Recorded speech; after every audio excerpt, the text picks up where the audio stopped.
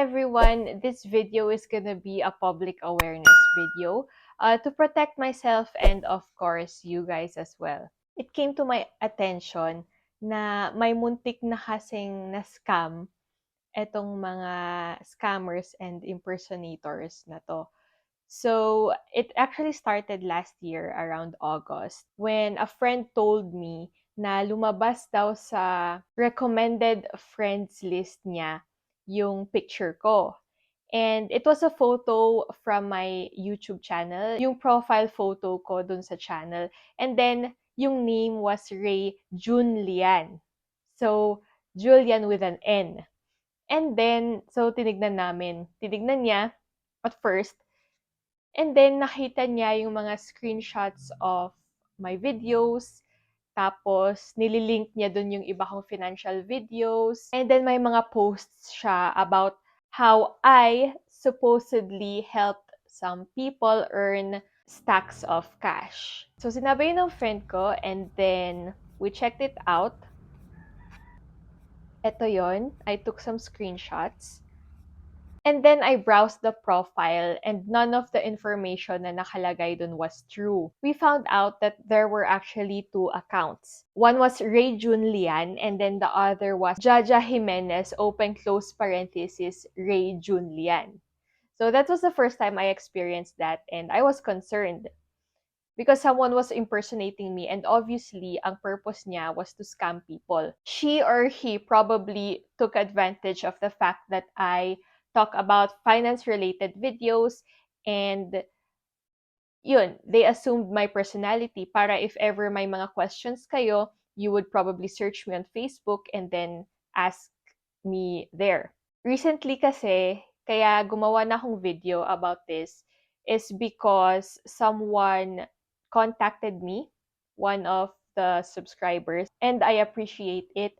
Concerned siya. So, he was smart enough to find out that scammer nga yung na-message niya because he was interested to know more about one of my videos. Kaya minessage niya ako in Facebook. But unfortunately, ang nakita niya was yung scammer. And then he realized that it wasn't me because parang iba na yung sinasabi ng scammer. So he was smart enough to figure that out. And then he was able to get my actual number and he called me. So yeah, sinabi niya sa akin yung nangyari.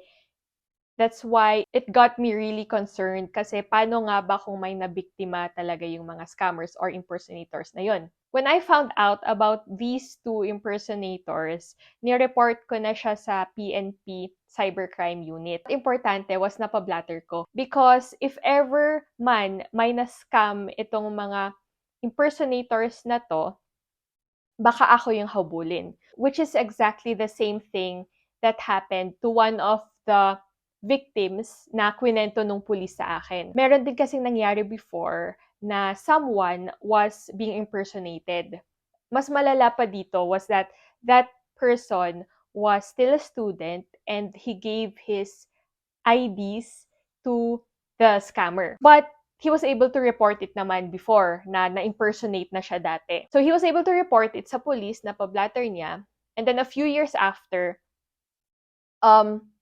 hinuhuli siya ng pulis kasi daw may na-scam siyang tao, which isn't true. And nanalo siya sa kaso because of his previous report na na-impersonate nga siya. So guys, if ever ma-impersonate kayo, don't take it lightly. I-report nyo din sa police kasi it could save you in the future. So if for example, may na-victim man yung scammer or impersonator na yon, at least I have a record now na I was a victim of impersonation. The accounts I mentioned earlier that impersonated me were taken down dahil sa kaka-report with the help of my family and friends.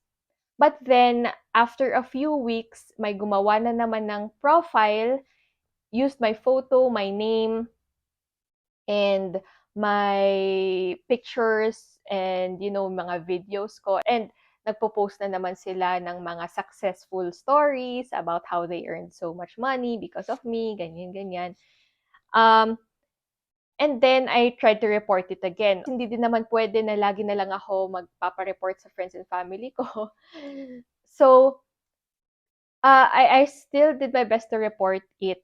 Pero si Facebook, hindi kasi siya basta-basta nagte-take down ng mga profiles. I don't know, even if nakikita naman nila na I was the same person, I'm yung ginamit kong Facebook account, of course, I was using my real face and then my real name, and then ang nireport ko kay Facebook is, um, was this impersonating me or something na ganun. Pero hindi siya justifiable kay Facebook. So, hindi agad-agad na take down. And then I realized, even if I take down the profile, madali lang ulit gumawa ng bagong account. Ang worry ko lang is, of course, kung may mabiktima sila.